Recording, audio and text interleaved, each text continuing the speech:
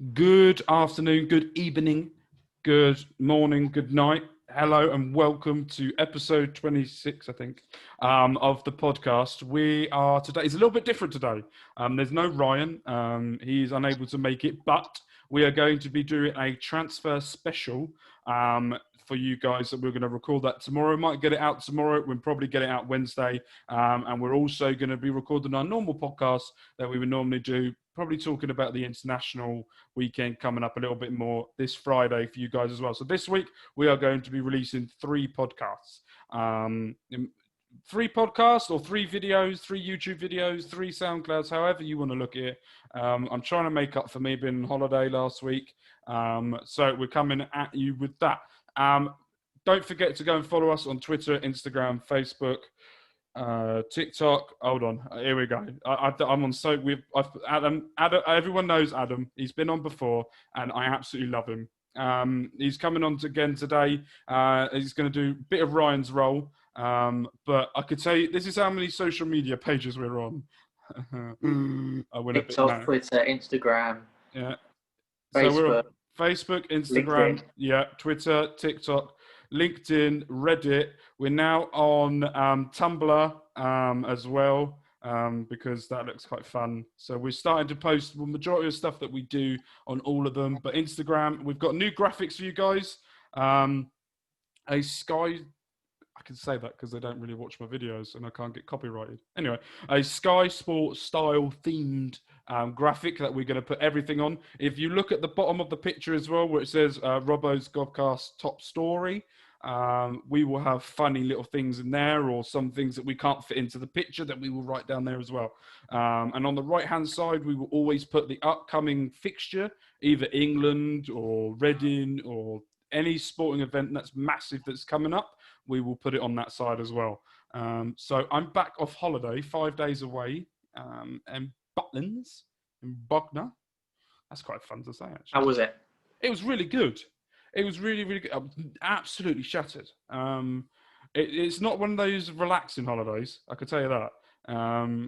It was, because when we've been on holidays before, we've never made the full extent of that holiday. We've sort of done a bit here and a bit there, and we've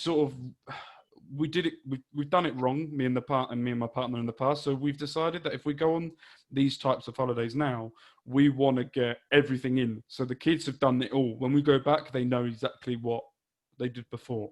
And I think the pandemic has changed a lot of mindsets as well. I think we're kind of more grateful for a holiday in England, and we kind of want to make the most of our breaks. Exactly. And I think that's the most important thing. And the thing that I found the most is the pandemic has not only changed our mentality, but it's also changed the park, like Butlins itself. It's so different because if you're inside, you have to wear a mask. If you go to a restaurant, you have to wear a mask up until the point when you sit down. Once you've sat down and you get back up, when you get back up to go to the toilet or to go to a drink or go anywhere, you have to put your mask back on. Yeah. And it is good, and I understand why people are doing it. It's just, you forget. The amount of times I've gone up to go to a toilet and I've gone, shit, and then gone back to go and get the mask. But yeah, it's a nice getaway. My daughter's just gone back to school today. I don't know why, but I always get really emotional all the time. Yeah. It's like, my baby. But she's gone back. My son's having a nap. That's why it's nice and peaceful. Right. Let's get into it, shall we? Let's talk about our unbelievable form. And it's also, I'll tell you what. We're going to talk a little bit about what you said before. And we're going to go about it, but we're not going to go too much because there's a lot to discuss. Mm-hmm. So I want to get your opinion because I know that you and I have very much different opinions on the transfers, on what goes on through that. But not only that, what's happened through Bowen and everything like that. So what I want to get your opinion on is, what is your opinion on what happened to Bowen? And not only that, what is your opinion on the transfer strategy that's happening now with everything that's happened? Bowen. We'll take Bowen first. Yeah, you go. And at the end of July, I said we should move him to director of football. I felt as if he'd taken us as far as he could in terms of managerial that kind of thing. Even though I think he would have delivered another stable season, I just don't think he would have taken us beyond that. And I think we needed a manager in who could, in the first season, do a similar job to Bowen in terms of stabilising things, continuing to build that foundation and continuing to have that stability, and then to build the way up the table. And I think that's exactly what we've needed. At first, obviously, obviously the timing of it, obviously at the time I was like, oh, is this going to be the right decision? Like 2 or 3 weeks before the start of the season. And it wasn't the best time, was it? No, let's be honest. And it wasn't this isn't normal circumstances either. We had Paunovic in quarantine for 2 weeks. His first game on the touchline was against Derby. And at the time we all thought, what the hell is De Jong on? What is he doing? Because if it was me, I would have made that decision a day after the Swansea game. But there's a reason why De Jong is in the boardroom and is a billionaire, and there's a reason why I'm sat here in camouflage and a Reading top talking about football. So but yeah, I think it's interesting what Eddie said about obviously Bowen and him being supposedly a divisive figure behind the scenes. Obviously, that's not 100% confirmed, but Eddie's usually reliable. But if that proves to be true, maybe it's a good job that De Jong tried to move him to director of football and then he left. So maybe my article wasn't such a bad idea about moving him to director of football. I'll tell you what, we need to class her as Mystic fucking Meg. You said it, and I was, and me and you had a conversation. I agreed with you, but I thought at the same time, I thought maybe you needed a bit of time. But with everything that's happened and what's gone on, it seems to. I think Eddie. You can see Eddie's right. It doesn't have to be. It has to be confirmed just so. But at the same time, you don't have to have confirmation when you can see what's happening.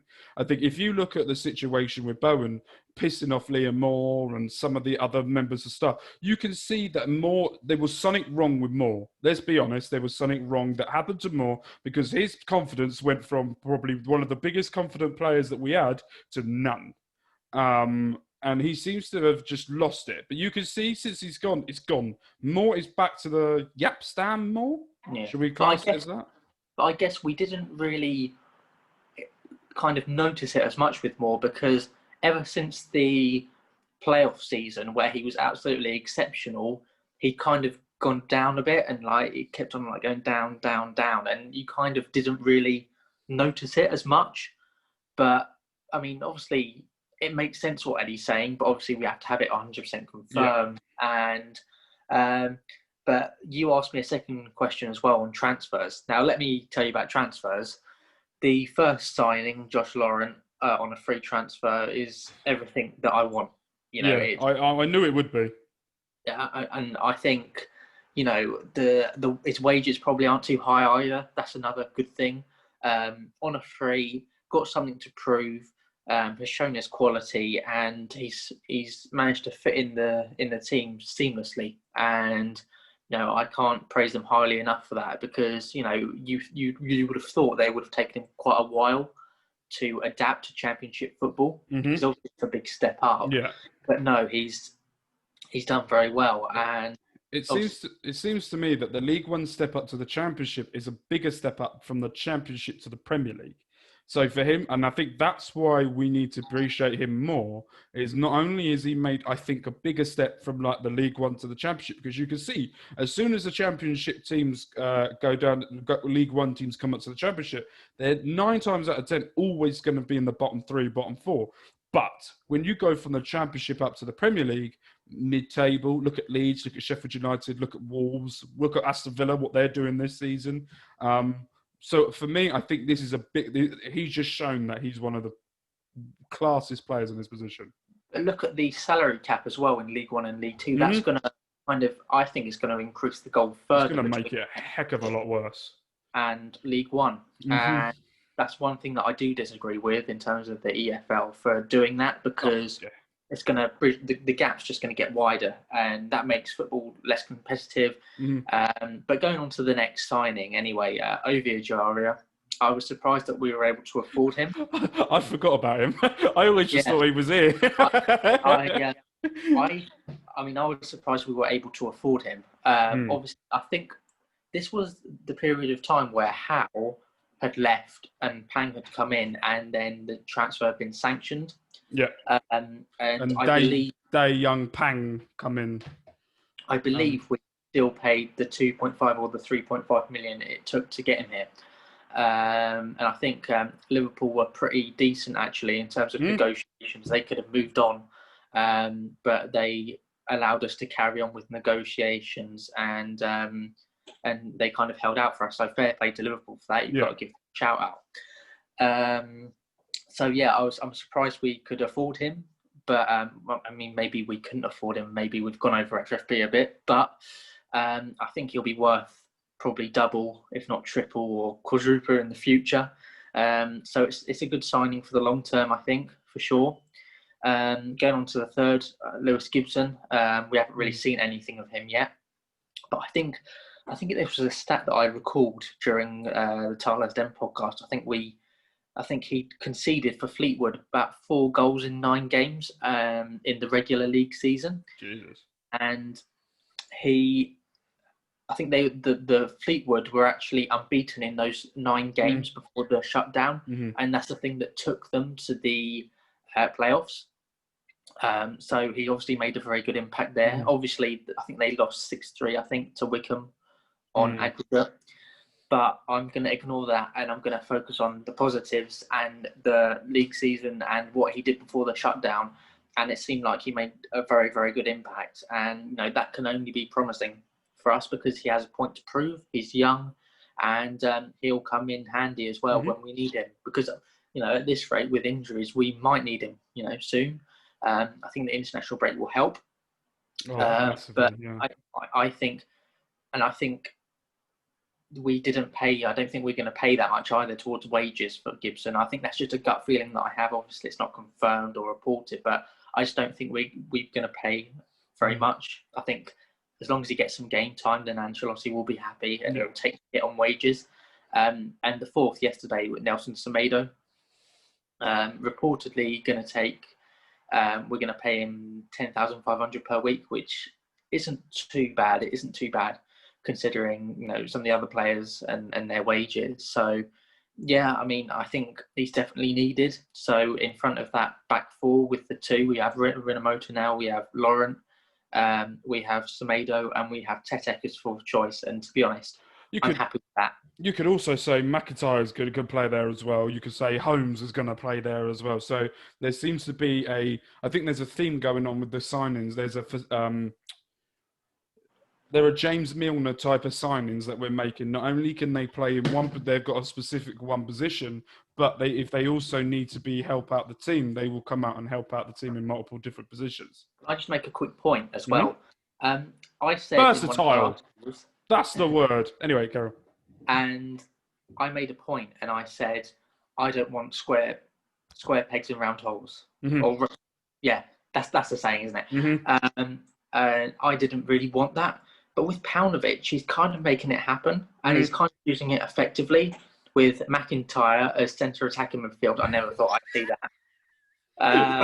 That made me, when he was on the other end of that, we'll talk about that more in a minute, but when he was at the other end of the pitch, I text Ryan going, he's going to get a nosebleed in a minute.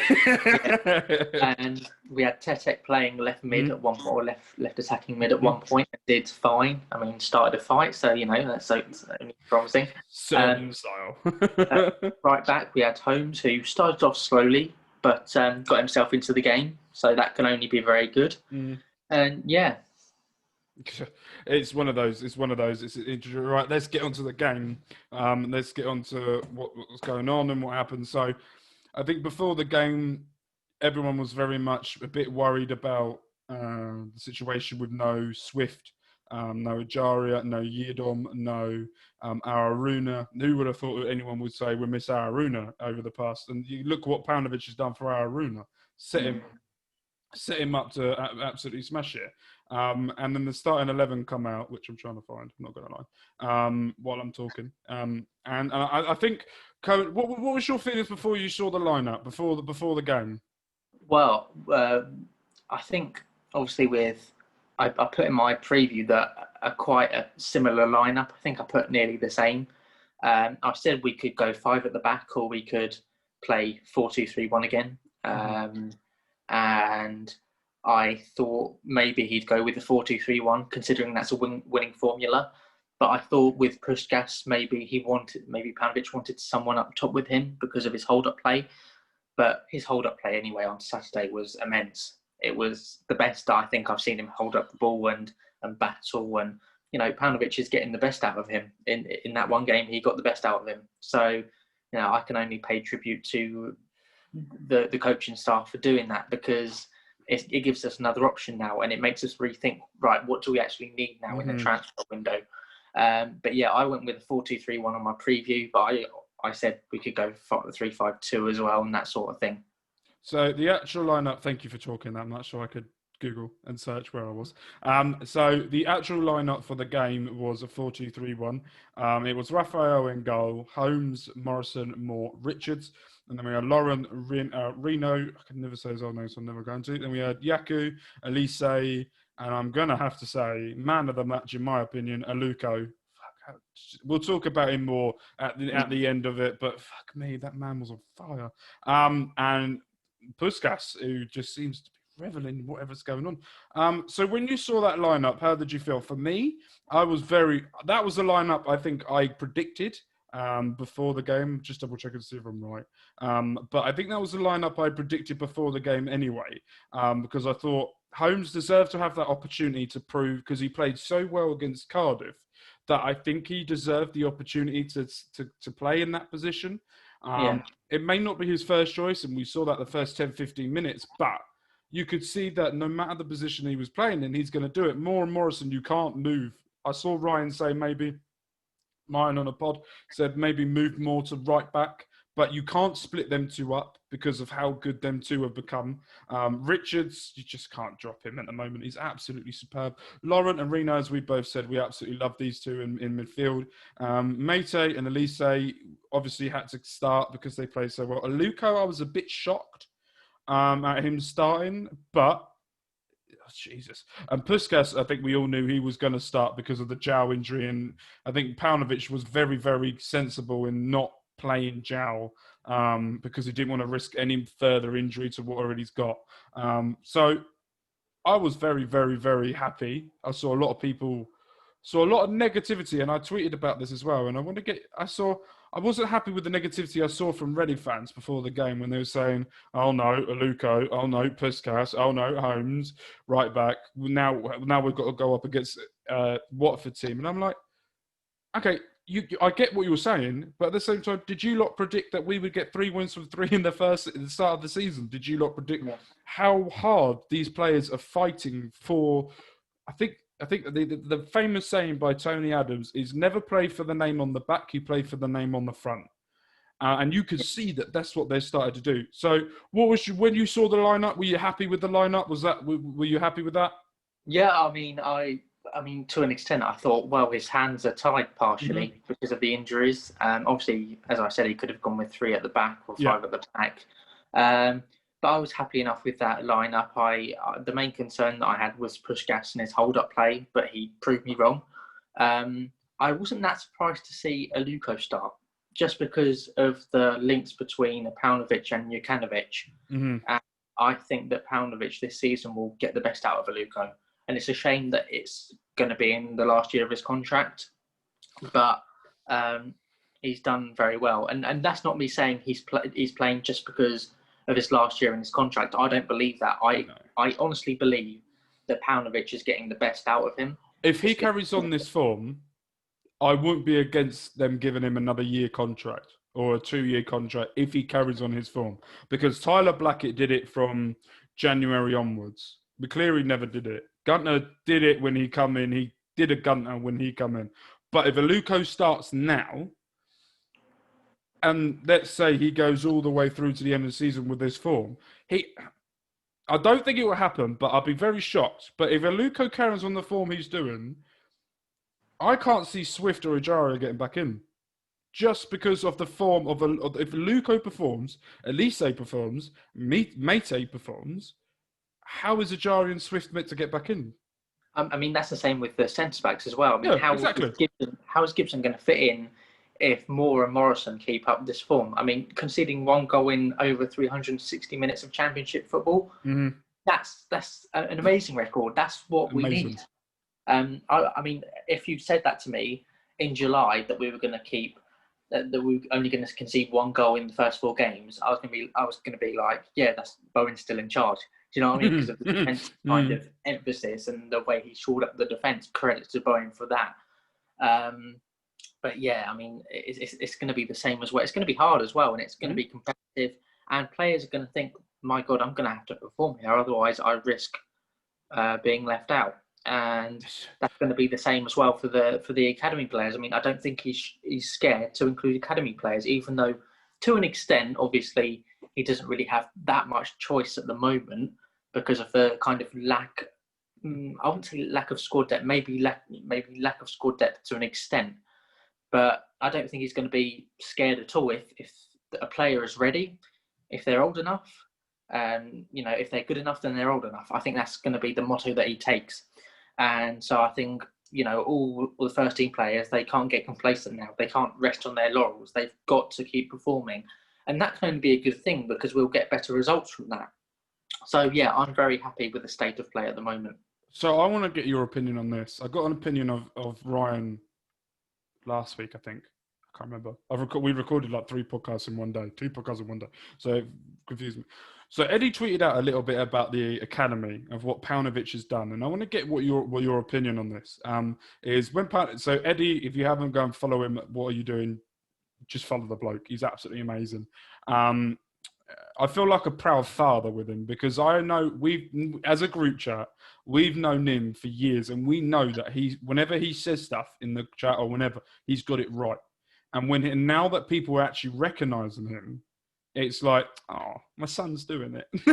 Yeah, it's not always what you know, it's who you know. And exactly. Absolutely. So, but the thing is, he's done very well with articles as well, with the Chronicle. So fair play to him. He's done absolutely amazing. So so this is what Eddie's tweeted, and I want to get your opinion on this. So when Paunovic come in, he adapted a fresh start approach. This is to be expected, but this is very rare for a manager to include almost every player from the under 18 upwards in training. Many of these are 17 years old and giving them a clear path to the first team. The academy players actually feel like they have a chance of getting into the team, no matter their age, and it has earned the manager's respect throughout the system.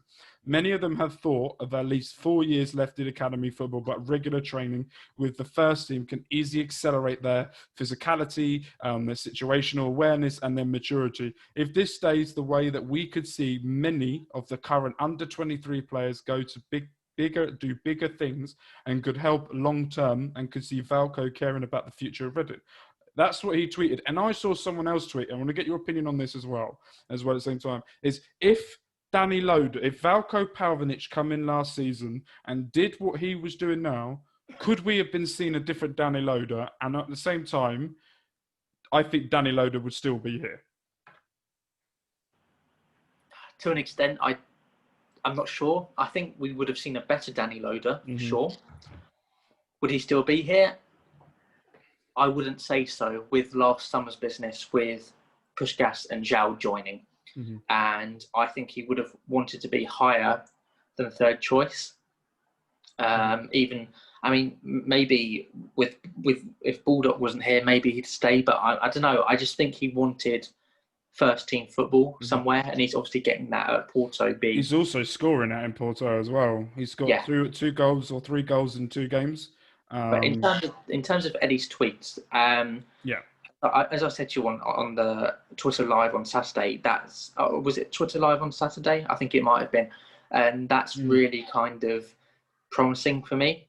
The fact that the under 18s are getting the chance with the first team, because not only does that help in terms of players when they get older, because obviously we released a lot of our under 23 players who were kind of 20, 21. And obviously we have a very young now under 23 squad. So I think it helps as well with their progression. And I think we need that if the under 23s is to do well in their league as well. So I think that's very good. And it also helps as well to have a club-wide philosophy. Even though the club have always, at a youth level, it seems they've always wanted to get the ball on the floor and play some passing football.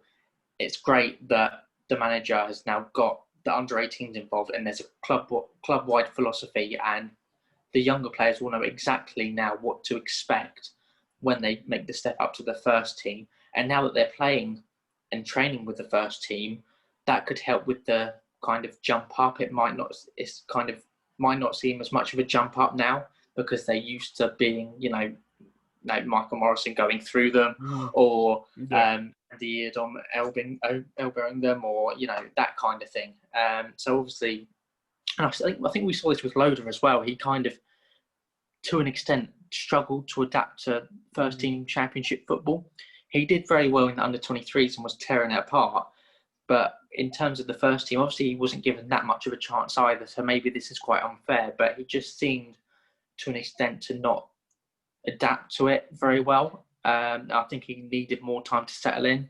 But with some of the younger players that we have and the form that we're in, we need younger players, if they're needed, to be called up, to make the step up and fit in seamlessly like Josh Laurent has, even though Josh Laurent's older, but just using him as an example. So I'm going to go off of what you said with the under 18s and the under 23s. The under 18s at the moment are 9th out of 13th in their division. They've played 3, got 4 points. The under 23s at the moment, I'm just having a look here because I know that they won at the weekend. So they're 9th as well, with 4 games, 4 points, score 3, conceded 9, not the greatest, but they are 2 points off the promotion to Premier League 2, Group 1. But no, that's relegation. Hold on, here we go. They are 4 points off the playoffs for promotion to go to Premier League League 2. So they're only 2 points off. They're not too far behind. Same amount of points as majority of the teams. Same amount of games as well. So it's exciting as well. And I just saw something that just excited me even more. But we'll talk about that in a minute later on. Oh, okay. It's about one of the new players. I've got a friend. I'll talk about that later. Just remind me to talk about that. So let's talk about the first half. Let's talk about the game. Let's talk about the shitty Watford. I just don't like them. So let's talk about Watford. So how was you feeling the first half? For me, the first 15 minutes, they looked good. Watford did. I think they looked good, but they didn't look deadly. They looked like they were going to do something, but nothing never really come off it. For me, in my opinion, they looked all right, but we were one of those teams that just needed time to get into the game. And they were aiming everything down Holmes' side, and you could see that that was where their target was going to be, because Saad moved his way over there. They had their left back that was bombing on all the time as well to go up against him, and you could see the first 15 minutes Holmes was trying to be like a centre back playing at right back, but it's like you're slow. You're not quick, Holmes, but you're not slow, but you need to give yourself 10, 15 yards to that player. So you need to sort of get with it and get ready to go. And I think he sort of worked into the game. But how did you feel the first 15, 20 minutes? I'm a very nervy person anyway, but I was hiding behind my hands to an extent in the first 15 minutes because just the presence of Sarr on the pitch. I can't believe he was playing championship football, Jeski. Mental. So yeah, I was hiding behind my hands a bit. And even up until when we nearly scored, it felt, as Matt Joy said, as if it was only a matter of time before we conceded. I think obviously they only hit the bar. I think they hit the bar once in the first half with a really good free kick from Ghana. Is he the one that's on loan from Man United? I think so, yeah. And they looked very dangerous, even though they weren't they didn't have too many attempts on goal. Did you see as well when I think it was one of the players as well pulled it back across the box? They beat Holmes, pulled it back across the box, and then this Wolves player from the right-hand side completely sliced it. Yeah, he completely messed that right up. Yeah, so that was also a very nervy moment. But I think the game is kind of typical, and it was kind of consistent with Holmes. In the first 15 minutes, we kind of struggled a bit, but then we moved into the game. We loosened up a bit. We became a little bit more confident, and we kind of grew into it. And obviously, he got the assist as well for Puskas's goal. But yeah, it was very well taken from Puskás. People were saying it's quite similar to Zhao's goal against Cardiff. I'm not sure about the similarity. I'm holding them off a little bit, but no, good finish. And went in at half-time 1-0. And, you know, people were saying we weren't lucky to go in 1-0 at half-time, but I think we were, to an extent, lucky to go in at half-time 1-0. I think if I was a Watford fan, I would have been like, how the hell are they 1-0 up at half-time? And sometimes it's better off to take a step in another fan's shoes of the opposition side to get a fairer assessment of things. And I think we were lucky to go in at half-time 1-0, but fair play to them. They did well. Now we've got to consolidate that in the second half. Yeah, I think, for me, I didn't think we were lucky to be ahead or them being lucky. I think we started to dominate. I think from 20 minutes onwards, we looked so much the better team. And it looked like after the first 15, 20 minutes, it seems to have a common thread here with Paunovic's side is let them go for it, let them tear themselves out, then we go. Then we attack. Then we push them back and make them make a mistake. And that's one of the things that I found that I thought as well was when I was watching it, I was like, I wasn't worried. For the first 10 minutes, I was a bit, okay, come on, close them down a little bit more, get into them. But they were doing what they were meant to be doing, and they were doing it right. And then it comes to the point of the goal, and I missed it because I was having a whiz, but I saw the highlight. But for me, people saying Tom Holmes is shot. Oh, I don't know. I had multiple looks at it. I don't think it is. No, I'm in too much. I think it's one of those that he will claim, if he went for a shot and it went in, he would claim that was a shot. If he went for a shot and it landed at Puskás' foot, like it did, he's going to claim that was a beautiful pass. It's one of those things that if it gets, no matter how it's pulled off, you could claim it no matter what. And I think the touch for Puskás made that defender not get there enough. And I think that first touch from Puskás, the one against Cardiff, Zhao just moved his feet around, went around the defender, but it was that touch.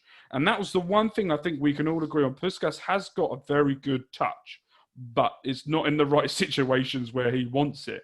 But you could just see from the first 10, 15 minutes, ALUKO was right up for it. He was doing skills in his own half, and it was pulling off. And you could see when he did that back heel, whatever it was, to Richards at one point, where it went around the Watford player, and he did it. You could see the confidence in him just went, all right, okay, cool, I'm ready to go now. You could just see the glowing of confidence that you could see from ALUKO. I think Elise was quieter than usual. Yeah, he wasn't. He didn't seem himself that game. Yeah. Elise, quite a few mistakes. ALUKO, as you said, was very good. Stepped up to the plate, and I think something's going to come out about ALUKO in the next few years or whatever when he talks about his time back at Reading, where it seems as if though there was like some sort of mental block. Yeah. Because you've got to remember as well, football is just as much of a mental game as it is a physical game, and I think that's what we've got to kind of accept a lot more when giving players flack and that sort of thing. But yeah, I think something will come out about him, and he'll say what happened at Reading. And I would love to know, because from a player that was rated at £7 million for Fulham, was probably one of their best players for that season when we brought him. Not only that, for him to come in, and he did okay, understand, but not amazingly. From going from there to there, to then going back to there, you don't get that in a player. I don't think I've ever seen a player drop off that much. I'm trying to think of a player that's dropped off that much to come back and play the way that he did. It just doesn't happen. I mean, maybe it's the weight of expectation as well. I think that might be one of the things. But anyway, I'm going away from my point. And the main point that I was getting to is Yaku Mate is an unsung hero on Saturday. Mm-hmm. He gave us an outlet, and you could see Raphael and other players were quite happy to boot the ball down to Mate. and he gave us a way out sometimes as well, so that Watford weren't always going to come back at us. And I think Mate linked up very well with Puskás at points. And a shout out as well, this is going off very random, but for Tom Holmes again, because you could tell that he wasn't hoofing the ball up the pitch. I don't think he ever hoofed the ball up the pitch. You could tell, even when his passes were direct, which were quite a lot of them, they were accurate and they were measured. And maybe that's a credit to the academy for kind of getting the passing accuracy up and that sort of thing. But yeah, just some of the individual bits for me were really impressive, as well as the team performance, which is an obvious one, because to get over Watford 1-0 victorious, I mean, you can't ask for much better than that, can you, really? I mean, I wasn't expecting it at all. I said on the group chat before the game, I'm not expecting a win at all because of the strength of Watford. But if he wins, then, my God, fair play to him. And, we've gone into the international break, 4 wins out of 4, 12 points out of 12, and just 1 goal conceded. And for me, it's absolutely perfect. So half-time come out. That goal killed them off at half-time. They come out second half, Watford, and they did the same as what they did in the first half by going at us. But there was just no real threat I could feel. They took Sarr off, which to this moment I don't understand why, because he was the only one I thought could actually reasonable threat. Do you know what my first thought was with Sarr when he came off? They're making sure that he doesn't get injured at like a £40 million move. That was which one of the, probably wrong with me, but that was one of the things that I thought, all right, okay. You're saving your transfer money then, fair enough. But what I want to say is there's certain players, and the defence rightly and Raphael rightly get talked about as the pinnacle as well. But there's 3 players I really want to talk about. And ALUKO I'll talk about. We've talked about ALUKO, but there's 3 other players I want to talk about. Reno, Lauren, and Puskás, right? Lauren has come in and slotted in like a beaut. He's come in and he's done something that's helped Reno, and it's becoming a bit of a double act, them two, that how good them two are in midfield. Not only that, Puskás at one point in the second half was playing right back. Holmes was slotted in and Puskás was in the right back position when he left Mate up top and went, I'm going back. And you could visibly see Puskás, and it's not one of these things where it's in training, where Mate was going back, but Puskás went, no, I'm going, you stay up. And he went back, and he was the one fighting back. And I'm like, right, okay, what has Paunovic given these for breakfast, right? What has he done to these players? Not only is Puskás, the thing that we've all said is Puskás is not a player like Baldock, where he closes things down, runs and helps the team. He did that. He did that position, and he went back to right fucking back. And I was unbelievable. And for me, that midfield, Elise didn't have his best game, but you're not going to play 100% every single game. He played good, just didn't have his best game. ALUKO was amazing. Mite was just, and I don't know whether you've watched a podcast that we released Friday, but as is, I was going to release the team to everyone, but at the last podcast we did on Friday, we created the most underrated team of Reading's history, and this was a team, and I want to get your opinion on this as well, because it ties into what I was just discussing about. Is Ansi Yakola was in goal. We got Sean Cummings, Andre BK, Zubar Kishvanishvili, and Chris Armstrong as our back 4.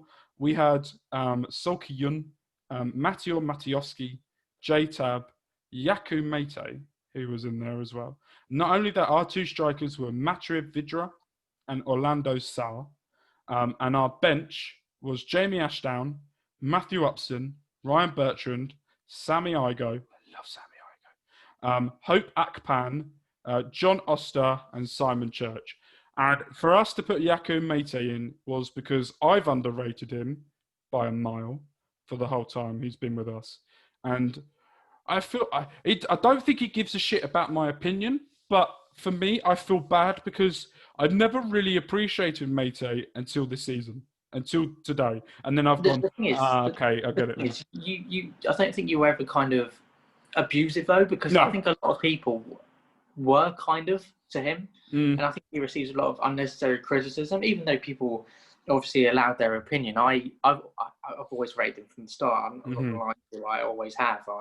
I said, I've said this multiple times. I think that he's a marginal gain, and he's becoming a lot more now than a marginal gain, because even though his first touch is not very good, and even though he's not the player that you think, oh my God, he's a star player, he brings something different, and he gives you that extra bit of, I don't know, he just gives you that bit extra. And I think that paid dividends against Barnsley, because he came on and automatically he was running at the left back, and then he scored to make it 1-0. And just, I like the guy. I have to say, I like the guy. I like him for team spirit. I like him in the dressing room. I like him on the pitch. I like him for his commitment and his goals, and just his contributions just all over the pitch, and for the fact that he gives us an outlet, and just everything else about him. I just find impressive. Yeah, and that's one of the things that I've always been very critical of his first touch. And that was the one thing that I think that's the one thing that's really annoyed me about Mate was his first touch. And funny enough, I had this conversation with my partner last night. I was playing FIFA, and she was saying, why doesn't all players have the best ball control if they're meant to be footballers? And I said, not some players out there will have 8 out of 10 amount. So if you're going to go up with 10 different things, the majority of players are going to have 8 of them. That's what makes them really good. And the world-class players like Ronaldo and Messi have 10 out of 10 on everything. They can literally do it all. And for me with Mate, I think I've always looked at him to be that 10 out of 10. And for me, I haven't appreciated enough everything else that he does compared to what I'm seeing now. And I think, and I will pull my hands up and say, we need to stop.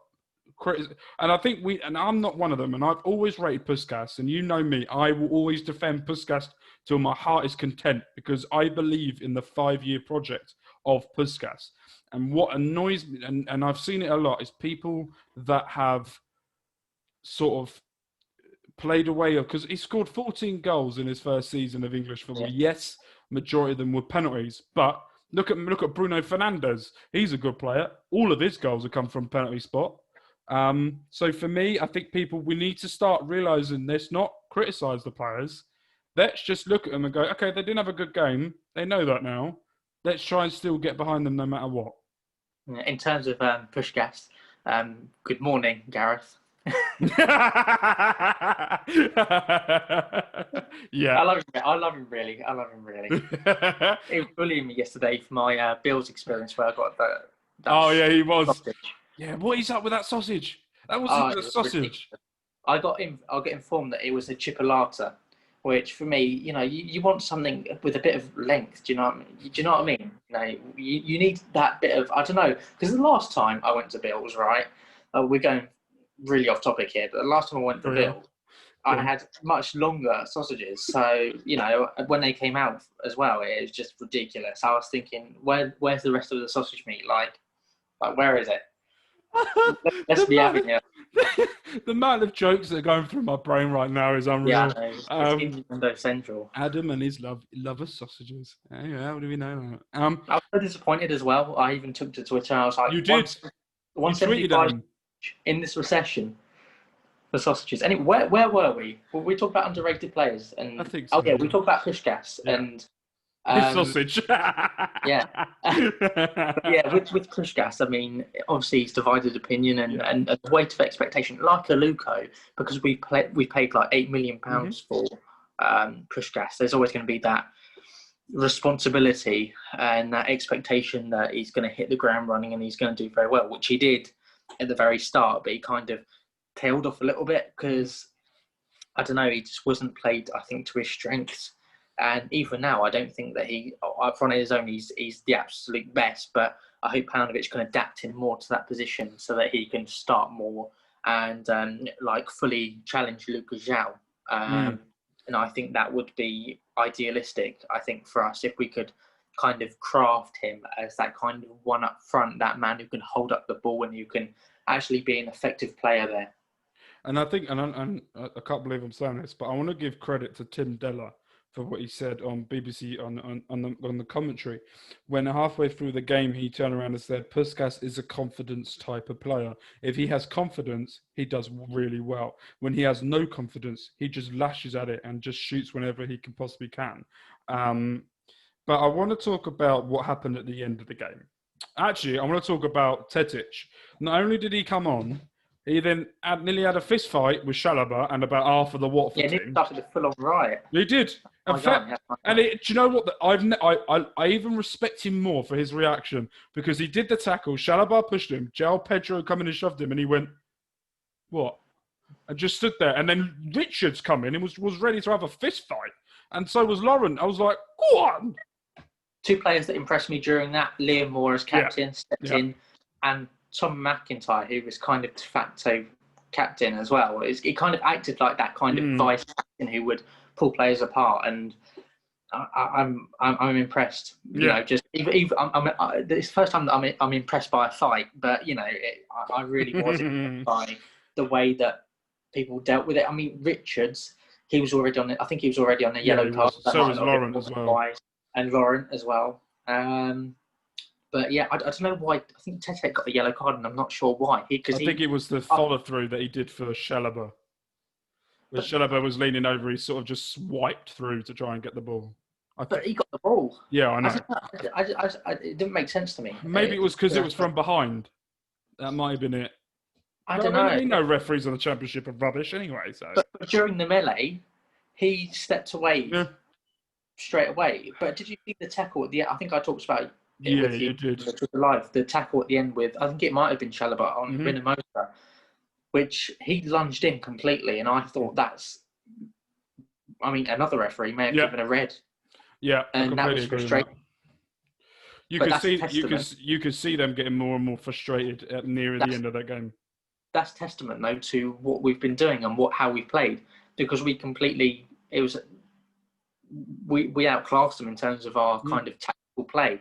But one thing about Rinomota is the fact that I forgot to mention this earlier. The fact that I have massive respect for him. I think he came from non-league. I think it was AFC Portchester, or I think like that under Steve Clark. And he has worked his way through the academy for 3 or 4 years and waited his turn, and he knows what it's like to have to wait for his opportunity. And you could always tell that he was one of those players which we were kind of thinking, is it not now time to get him in the first team? But he was patient and waited his turn. And when he did get on the pitch, he made the most of it. And I think he'll be an absolute role model to the other players who probably won't be a regular first team player for the next few years. But Andy Rinomota is a good example of a player who, if you perform very well, then over the next few years, you might be able to get a chance, even if you have to wait for a little bit. And I have massive respect for him for that, because he was patient and waited his turn. And for his time with the academy and with the first team, he knows exactly what the club is about and what we expect as fans. And I just have massive respect for that.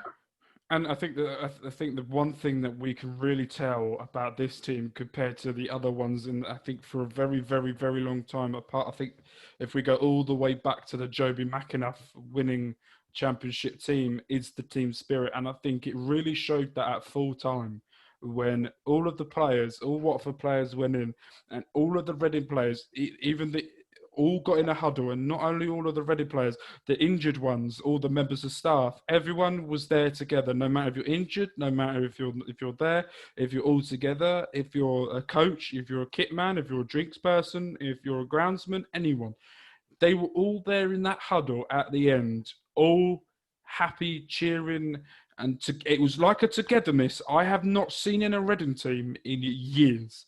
And this is what excites, and I know there's people say it's only 4 games, calm down, blah, blah, blah.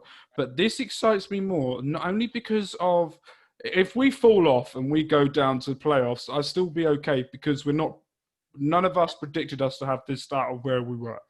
But there seems to be something about what Paunovic has done to this team, as he says all the time, a warrior spirit and a fighting spirit and the togetherness as a team. And I said this a few weeks ago, and I'm going to repeat myself again. When Elise did that absolutely amazing performance, I think it was against Derby or Cardiff or whatever, he turned around to that person who did the interview and said, he did okay, but the team did it. The team got him to where he was, for him to be where he needed to be. The team was there on the other end of that ball to help him. The team were there to help him get to that position where he was, for him to do what he needed to do. He emphasises that team so much, and I'm so impressed with it. The one thing that I noticed from the huddle was just the amount of coaches that we have. Honestly. We have so many. Mitrovic, Gomez, O'Shea, Fortuné, and Eddie. Eddie. What's his place at the club? Obviously, I'm happy enough for him to be here because apparently he was very popular with the players, but I just don't know where he is. It's like he's locked himself in the Majeski and he's just refusing to leave. maybe he's doing something for helping with the youngsters and helping. Yeah, I think I would be more than happy to see him stay. But just the thing in my head that with Bowen, where Bowen's been chucked out, I can just have visions of Bowen being chucked out by Dyer out of the Majeski, and Eddie just locking himself in in the changing room. I'm not leaving until I get a new contract. I'm not leaving. But no, I'm more than happy to see him stay if he can add something that's good. And sometimes with having the high amount of coaching staff is that they can have disagreements. But when there's more coaches and when there's different points of view, you can often make the best decisions. And that's why I like having that kind of packed coaching team. I don't think it counts as well towards FFP. I'm not 100% sure. Or you can deduct it. I think that's something to do with players, I think. So I'm more than happy to have a packed coaching team, 100%. There was another point I was going to make. It was about as well. Obviously, I don't want to put a downer on things, but when we inevitably do lose at some point, it's going to be a harder test for Paunovic. It's going to be how we bounce back, and that's going to show how good we're going to be in this division. Yeah. Because obviously we haven't experienced defeat yet. We've been very good. But when we inevitably do, it's about how we bounce back and in the next game and when the chips are down as well. And, when things aren't the greatest, we're going to see what kind of a manager Paunovic is. And he hasn't been tested yet to his full potential. And I think that's what's sort of not worrying, but exciting, because not only can you get a team that was fighting bottom half for the past 3 years, maybe, to now being second, top two in the championship. Not only that, if he can do that, what the hell is going to happen this season? It's so exciting. So the next couple of games we've got, Jesus, these are quite easy games. I say that. I should never say that in a championship. So the next few games, so October ends with Middlesbrough away, Wickham at home, Rotherham at home, Blackburn away, that could be difficult, and Coventry at Birmingham. But yeah. But look at the results as well yesterday. I mean, if you look at Aston Villa 7, Liverpool 2, it shows you that freak results can happen behind closed doors. And that's the reason why we have to have a bit of caution when we're thinking, obviously quite rightly, you're thinking, my God, against Wickham and Rotherham, we could do something. But we've just got to have a bit of caution with that as well. And, it's like Reading, isn't it? They always perform against the bigger teams, but against the teams that we expect to do well against, we kind of struggle a bit. I think maybe the weight of expectation again, and that reinforces my point about football being a mental game. If you go into a game complacent and thinking we're going to win this, then the likelihood is you're not going to do as well as you thought you would. So Paunovic has got to reinforce that mentality of, right, there's no easy game in the championship. It's a cliche, but it's an important cliche. And I think it's one of the reasons why we won on Saturday is because there was no complacency. We were up against João Pedro and Sarr and Cathcart and Cabasele in defence, and you're thinking, right, we'd do well here to get something out of the game. But the fact that we thought that, we raised our game and we played very well and we managed to get 3 points out of it. But against Wickham and against Rotherham, we've got to have that same mentality. Right, Gareth Ainsworth, right, they could go direct balls, they could be dangerous from set pieces, they can do this, that and the other. Right, how do we nullify that? And how do we counter? And how do we, make sure that we get a comfortable result against them? Because, even 2-0 sometimes is a dangerous scoreline. And the same applies with Rotherham. So I'm going to point out a few stats about the game before we move on to the transfers that we're linked with and everything to go with it. They had more possession, 56% possession. They had more shots, and they had 11. We had 9. We had 4 on target. They had 2. They had 5 off and 4 on. We had 1 blocked shot. They had 4. So we blocked 4 of their shots. Just proves they had 5 corners. We had 1. 1-1 for offsides. 3-3 for yellow cards. They made 484 passes. We made 394. We made 25 tackles, and only Watford only did 15. So it just goes to show that we didn't sit back and defend. We had a little bit of possession as well. We blocked them. We definitely give them a good old block and tried to go at them. I mean, in the second half, other than Garner's free kick again, which kind of went just over the bar, I think it was, did they really kind of test us a lot? I can't really remember. I don't think they really did they? No. I can't remember. Obviously, I was had my head behind my hands as usual, but I just didn't think that they really threatened all that much in terms of like a clear goal scoring opportunity. I'm going to think of something after this podcast. I'm thinking, oh yeah, I remember now. But yeah, I don't remember them having too many attempts in the second half. I thought it was weird because we didn't really threaten their goal that much either, but it was just tactically, I think it was just about right. So let's go on. Let's move on to transfers. Enough about Watford now. I've had enough of them. Let's go on to the transfers. Transfer deadline day. This will be released with you today. Hopefully around about 1-2 o'clock it will be released with you. I know that Will is going to be going to the Medeski today around about 4 o'clock to do Bush fan as well. Yeah, and Mitch as well. He will be doing it. Hopefully, if there is some activity and he gets things over there with Will, he will be coming onto the podcast maybe tomorrow in the next few days to talk about what his experience was with the Bushwatch version 3 of what's going on. But the first player I want to talk about is Thomas Estevez. Estevez, I think his name is. I'm trying not to get excited, but I am, because there's a few things. I say I try not to, but I know I am now. So there's a gentleman who I want to give a shout out to. I can't ever pronounce his name, but I'm going to give it a go. It's Proxima Jordana, and he is a Portuguese Football League specialist. He's English, but he lives in the UK, but I think he lives in the UK, may not be, but he does all things Portuguese football. He knows through the academies and everything. So I tweeted at him saying, and he goes, short thread about some of the videos of Estevez, a terrific youngster. So Thomas Estevez will be loaned to us with a 1-year loan, no option to buy. But Reading are really trying to, and I know this from multiple sources, are really trying to put a clause in that if we get promoted or wherever, we instantly pay for him. The highly rated, touted right back joins Reading, who are second and blah, blah, blah. Will be great to see him at game time, so he has so much potential. So I was like, potential, okay. And then a Porto specialist news, Drago News, has tweeted saying, so Talk Reading put fantastic news. What can you tell me about him? Drago News has come out and said, not given any chance to shine, potentially one of the best right backs in the world. So I'm still not trying to get excited, but then I saw this, and it's a guy that obviously is a Porto fan, and he put at 17, he was for me the best player to win. I think it's the youth league, and international youth league, in which he has won. Still has some room to go, particularly defence, but offensively potentially off the charts. World-class talent.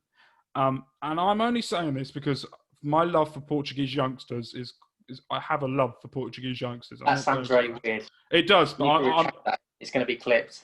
You can clip it. I have he is, for me, for my theory is, if you're in Porto's academy or Benfica or Sporting Academy longer than 3 years, you are a player. You are going to be one of the best players, because that's what Porto, Benfica and Sporting do. So for him, I've got a few stats about him. So in Porto B, he played 10 times last season, and he played for 2 appearances in the main team as well last year. For the national team, He's played 5 times in under 15 for Portugal, 12 times under 16, 12 times under 17, 5 times under 19 in 2019. And in the same year, he got promoted to the under 21s. So he's got promoted 3 times in 1 year in the Portugal national team, which to me just screams good. Yeah. Under 17, he played there, and then in the same year, he went to the under 19s, and in the same year, he went to the under 21s. And a lot of people that I have seen have rated him to be one of the best right backs in the world, that could become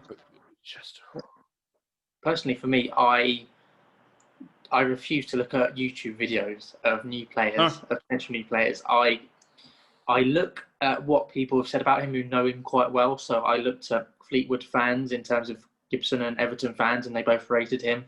But then, after getting a good idea of what they're like, as you said from Porto, I kind of just wait and see what they're going to be like. I think the ideal agreement for me, and this might be unpopular, is the fact that I would like him on loan until January, where we have the option, not Porto, but we have the option to extend his loan if needed beyond January.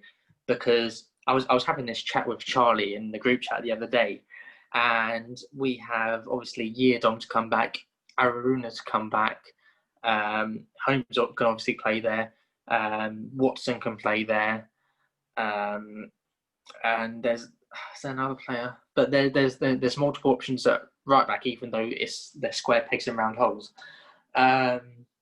So do we really legitimately need a right back? And I was thinking before I had that chat with Charlie, I was like, yes, we need a right back, 100%. We need a right back. But then I was chatting to him, and I think he listed about 4 or 5 players who could play there, and I was like, you know what, you do have a point, But yeah, I mean, I wouldn't be too against though getting a right back, but I think it would be good to get him in maybe on loan until January and just seeing what happens.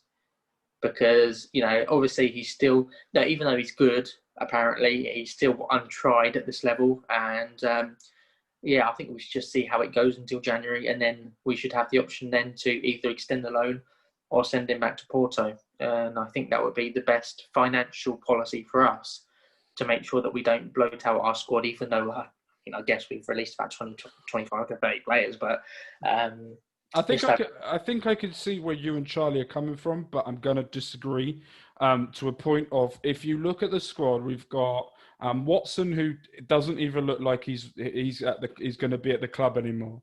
It looks like he's going to be gone because he's not even getting on the bench. I don't think he's not even getting on the first team. And he did at the weekend. Did he get a weekend? All right, that's fine. But for me, at the same time, I don't think Watson has a future. Not only that, I don't think Holmes has a future at right back. He's just filling in now for a position that we might need in the future. Aruna, it looks like a player that might go into centre midfield in that area there, that I think people are really, at the club that I've seen, really like him at the centre mid, but they're using him at right back because he can do it. If you get someone who is a right back by trait, and you've got Gibson that can cover the left-back position as well, that could cover centre-back. You've got Holmes that can cover the centre-back position as well. But if you get someone in like this bloke, who not only has the talent that could maybe push himself forward, but also push the club forward. But if the club are very, very clever and insert a clause where we pay him maybe 3-4 million, I think he was touted at one point to go to Man United or Barcelona. I think that might be him or another player. But for me, if we get a player like, he will have to learn from Yiadom how to do the right back position properly in the Championship. And for him to sit down and learn with him would be, and I think it's also good as well if we make a partnership, affiliate maybe, and I'm going Football Manager terms, but you also get that in real life terms, with a club like Porto, with a club like Benfica and Atletico and all of them, that they can send us the wonder kids that they think they can have, but we get it on a cheaper rate if they turn out, but they get a buy black clause for like 70 million, like Man City are now doing and what Liverpool are doing with some of their players as well.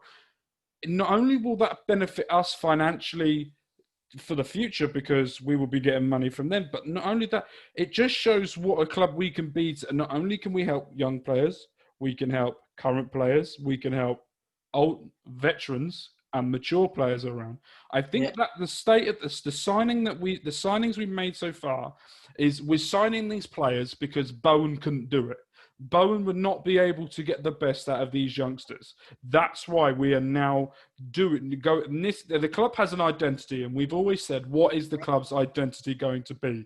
The club's identity is get young players, produce them well, pay them reasonably cheap, sell them for millions. And not only will that help us financially, because then we can then pick little players here and there and not do what Fulham are doing or what Aston Villa have done, but we can actually produce them ourselves and do that. And for me, I know I'm going on a massive rant here, and I don't mean to, but for me, and I said this the other day, is I'm more excited about the signings that we're making than, because we were predicted as well to piss money up the wall. I think we all thought because Howe's leaving and because Bowen's going, we're going to piss money up the wall to buy the league. 100% not. We're doing the complete opposite. We're trying to make money by producing players like this. Porto are going to help us, and Porto will look, if we do well with this player and Alfredo Semedo and the other players we're going to discuss in a minute, if we do well for them, Porto are going to go, all right, okay, you could do us wonders. Why don't you go back there, have some of these players and see how you get on with them? And then we can even help each other with the academy. If some of our players can go over to their academy and learn from them, and they could come over here and learn from over here, I'm getting a bit ahead of myself. I'm getting a bit excited. But this screams so much potential and so much brilliance that I think we need to all applaud. If Kia could do this and Kia pulls this off and the owners pull this off, fuck me, we need to give him a fucking parade at the end of the season. One question I did have before the rant, and not the rant, but the whole thing. Yeah. In that case, would you buy a left back before the 15th? Yes and no. Depending on for me personally, I don't think I would have got Gibson in unless it was absolutely secure that McIntyre or Holmes will go out on loan and get 40-ish games. But it's done and dusted now. He looks like a promising player. I would have got a left back instead, but I guess Gibson can also play left back. So maybe, I mean, if Gibson is going to be used maybe as a left back as well at some point, then maybe that's a good signing.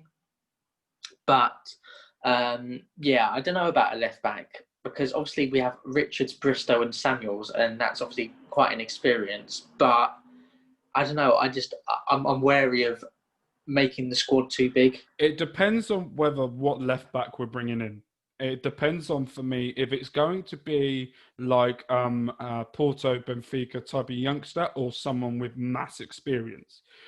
Those are the type of left backs I think if we're going to bring someone in, it has to be someone with loads of experience or someone with a Porto, Benfica background, because that will also allow the affiliate to happen properly as well. But not only that, it will also allow Bristow and Samuels and that to sort of maybe go and concentrate themselves on the under-23 season and let them get game time in the youngsters for them to prove themselves, to then maybe go out on loan next season to go and get even more experience. And maybe we can do a swap where we get a youngster and they get one of our youngsters or something. I think if we're going to get... Gibson has come in as in... If we have a game that we're really struggling with, we have a left-sided centre-back to come in. A left-footed centre-back that can slot in next to Richards, or maybe can slot... If Richards is really struggling, get Richards off and bring in an actual defender that can maybe defend in. So for me, I think that's why we've brought Gibson in. And I'm happy to bring... If Carlo Ancelotti rates someone highly, he's just brought Ben Godfrey from Norwich for 20 million. So for me, if he rates someone highly, you know they're a good player and they're gonna do something. And I don't think we need one, but if we do, it has to be someone with either with experience or someone that's going to do absolute wonders.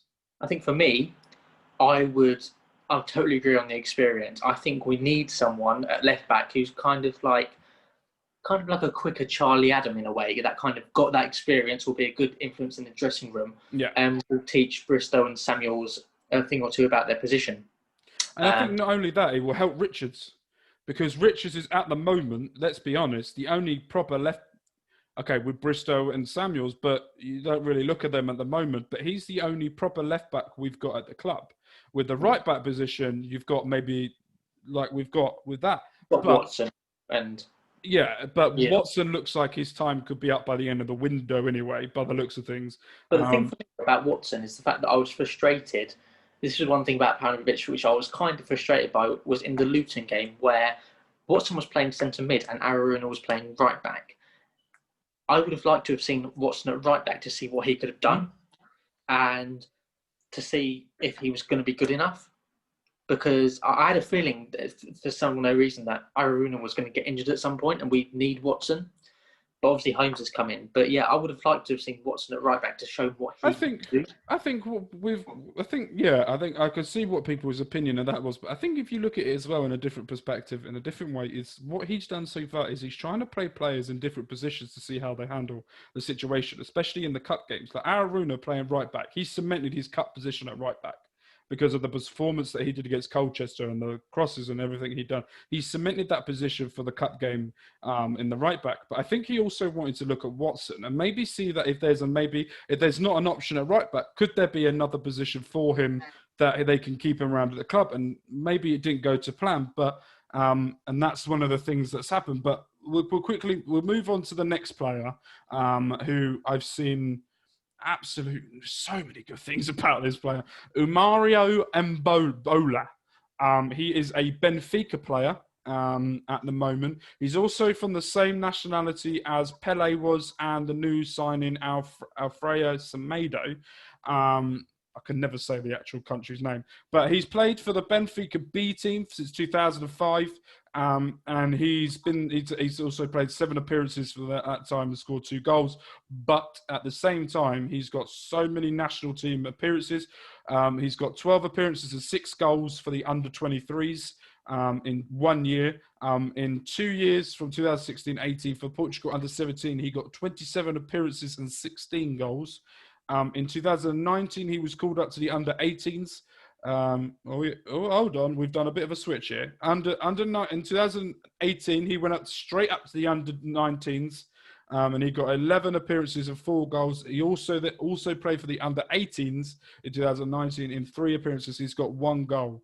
A lot of people are comparing him to being absolutely rapid on the wing.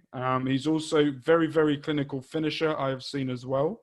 I think that's one of the things we've all agreed on, that we need a winger to come on and someone that's rapid, because we got Ejaria, the skillful winger, matey, bullish, powerful bulldozer, will knock you out to get to where he needs to go. Now we need a skiller and a pacer that can get in behind the defence. I'll tell you who would have been good. Rodrigo Riquelme. Dickhead. I haven't been on the podcast. I haven't been on the podcast since all that debacle happened. I don't know what happened, but we've got to move on. The multiple sources that we're saying, basically from Eddie and RFC exclusive, was he was all signed, sealed, and delivered to play for Reading. But the EFL have said no, because apparently there might have been a fee, or there might have been that we would have to pay monthly to Atletico to have him. And the EFL blocked that until we either sold someone or would let someone else go out on loan.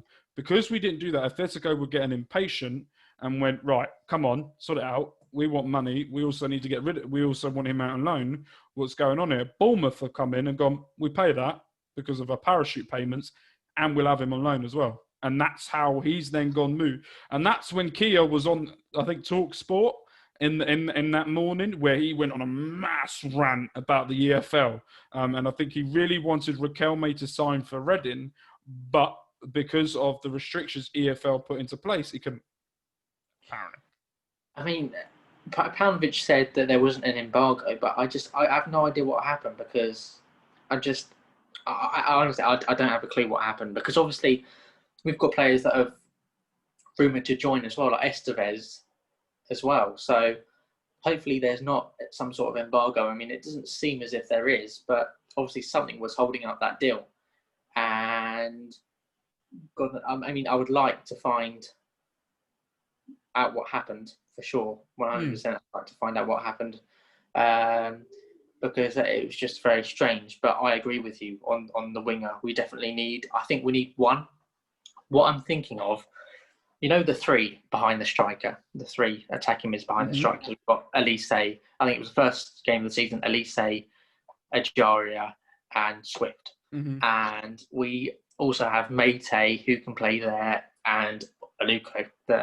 What are we going to rename ALUKO? Are we going to rename him God or something? Because that performance on Saturday was immense. But I think he played kind of central, really, ALUKO at times.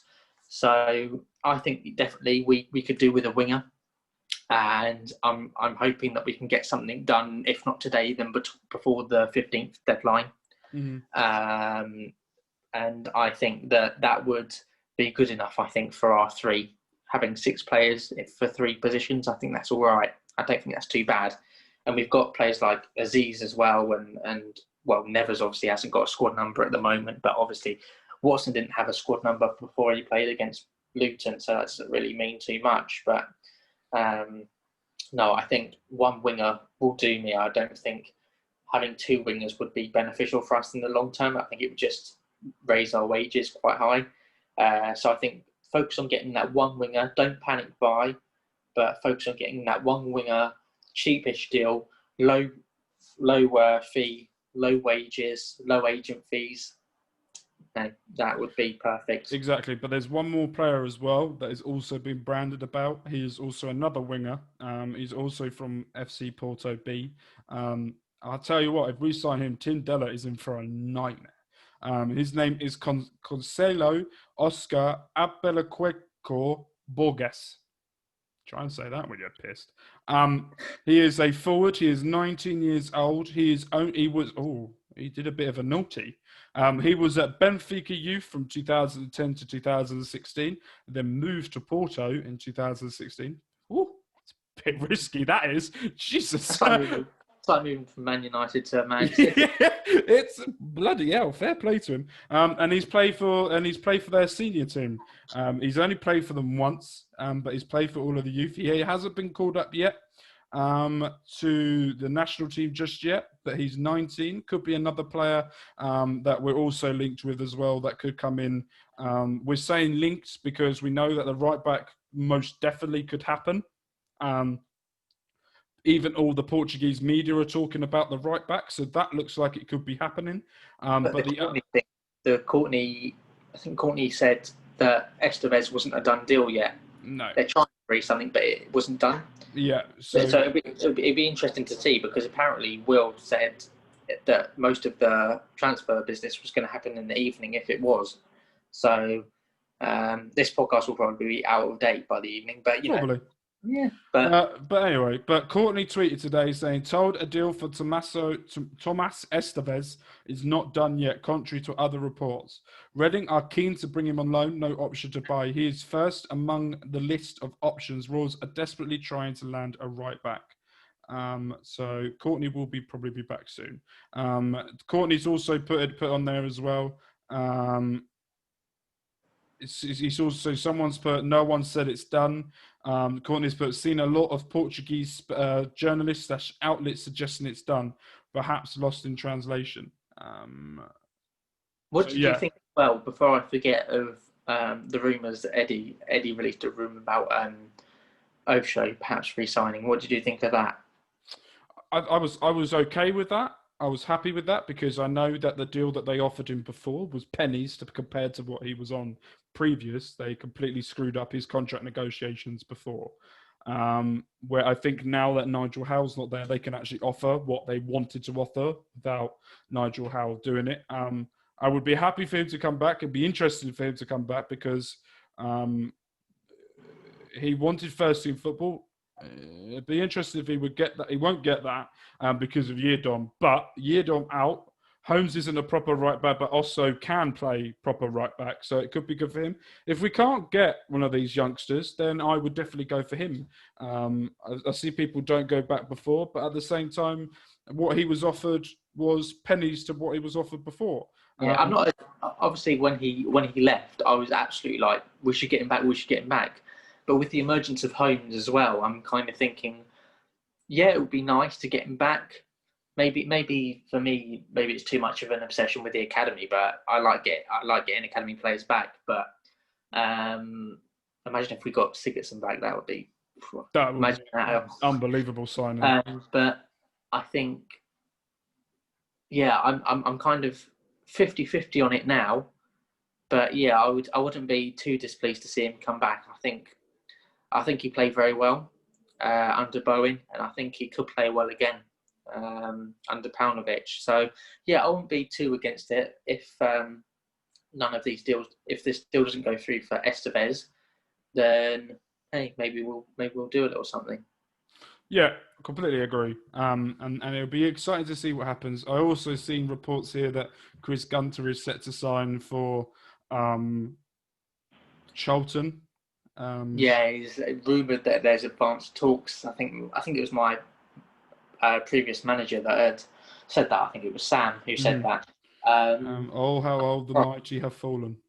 I'm surprised. I'm very surprised. I thought that Gunter would get a championship club. I think that he's still good enough to be in the championship. He's not perfect. And I think I'm kind of in between those who are saying, my God, he's a very good player, and those that are saying he's not very good at all. I'm kind of in the middle where I'm like, yeah, he's fine. Like, he's not amazing, but he's fine. Like, he's a steady Eddie mostly. Mm-hmm. And for me, I mean, if I was Chris Gunter and I wasn't a Reading fan, right? If I was Chris Gunter, I would have said after Yeardon came in, I think in the January transfer window after that, I would have said, can I move to another club, please? Because it was quite clear that Yeardon came in to be first choice right back. I mean, fair play to him for being committed to the club, but I would have just thought, nah, my time's up here. Yeardon's come in. Time to cut my losses and go. So it's also talked about today as well that Dundee United are desperate to land Mark McNulty to secure his Premiership return. Looks like the club won't stop that from happening. Also, Sam Smith is free to leave the club. A number of clubs have expressed an interest in securing him, including League One pair AFC Wimbledon and Fleetwood Town. They're both very interested in signing him today as well. The thing on McNulty, I posted the other day, obviously, about the legal kind of things. So my understanding now is that now he's been released under, I think it's pending further inquiries or further investigation. Proceedings have ceased to be active. They're not active anymore, so people can say whatever they like. However, it's not ideal in terms of defamation and that sort of thing, where, if you say, blah, blah, right, he's, if someone said, oh, yeah, I think he's done that, well, that explains his performances, then that's not ideal in terms of defamation. And when proceedings perhaps do become active again, if they find something else, then you're not allowed to say whether you think he's done it or not, because that could risk influencing a jury. And that is probably one of the worst things you can do. You can get fined for it. You can go to prison. And it's just not an ideal thing to do. And probably one of the only reasons why I know it is because I studied law in year 2. So that's one of the reasons why I was so wary about people talking about it. Because obviously, if it becomes an active case and if proceedings become active again, then best avoid talking about it at all, really. You can say, right, he's been arrested again or blah, blah, blah, but you can't really say whether you think he's guilty or not. I think that's what I said on my Twitter page was, we've got to remember in this country, we're a very fair country, is where everyone is innocent until proven guilty. That's why we have the law the way it is. So you just got to be very, very careful and not slander someone when it comes back that they never did it. You look at Chad Evans, everyone slandered the hell out of him, and it come back he never did it. So it's going to be interesting to see what happens as well, going from there. We'll see how it all goes and everything happens, but I'm excited. I'm excited. So now it's deadline day. I'm going to tell you exactly the time that we finish recording this, which is about 21 minutes past 12. I'm hoping to get this uploaded and done by around about 1 o'clock, 1:30. So you guys can listen to it this afternoon or whatever, listen to it during the week. We will do another podcast for you guys during the week, doing a transfer roundup. We're going to talk all things Premier League. I've just seen something about Jadon Sancho, Tammy Abraham, and Ben Chilwell, Simon Jordan's gone off on one saying that they shouldn't be allowed to play for England this time. They should be dropped, but I don't know what's happened. I'll go and have a look at that. Theo Walcott is very close to going back to Southampton on loan. Quite happy for him for that. It'd be nice for him to go from round circle back to where they are. Man United are going to be looking like they're going to be finishing off signing Edison Cavani, Alex Telles. After yesterday's performance, they still haven't signed a defender. It's like what Arsenal used to do. No defenders. All right, we'll buy a striker. It's like, well, now they're actually buying defenders and sorting themselves out. And also, very sad news today, the Gunnosaurus has been released by Arsenal. This is no joke either. The guy that has been being... I really hope kids don't watch this, I swear, so it's fine. If you watch this, don't tell your parents. But the Gunnosaurus that has been the Gunnosaurus, the person that's been the Gunnosaurus for 27 years, has got made redundant today, apparently, according to the athlete, whatever, they've come out and said it's happened because apparently the climate, you don't need a mascot. And Reading as well. It relates to Reading because I've seen a couple of people have been made redundant from Reading. Yeah. Maybe that's COVID-19 related. Yeah. So that's a massive shame, isn't it? There we go. So I've just found it here. For almost 30 years, the Gunnosaurus had stalked the plains of North London from the public have taken to their hearts. And he's been released for almost 30 years. Hold on. Man United are in advanced talks with Aman Traore from Atalanta on a permanent deal after deal collapsed with Parma. He's a winger, I think. He's not even a striker. Apparently, according to Fabio, everyone knows Fabio Romeo. What a man he is. Traore is one of the top young talents in Italy. Atalanta have the best academy so far. He is the future star. Trust me, during our training sessions, he seems like Messi. You can't stop him. He played 25 minutes of Serie A and scored 1 goal. Not bad. Looking like it could be a weird transfer day today. Right, leave you all to it. It's lunchtime because I'm fucking hungry and I'm fat. Right, you lot take care. Adam, thank you ever so much for coming on. You are an absolute diamond. As always. You are a god among men. I hope you're well and everyone goes well. And everyone take care of each other. Please look out for each other as well during these tough times. I saw a stat the other day that coronavirus during August killed less than people committed suicide. So suicide is becoming a very big thing during these lockdowns. If you ever need to talk to anyone, you know where we are. I'm happy enough to sit there and talk to you and then point you in the right direction where you need to go. But please don't be afraid to talk. But yes. Bye. I really need to stop doing this exit like that. It really hurts my throat. I'm going to try it anyway. Bye.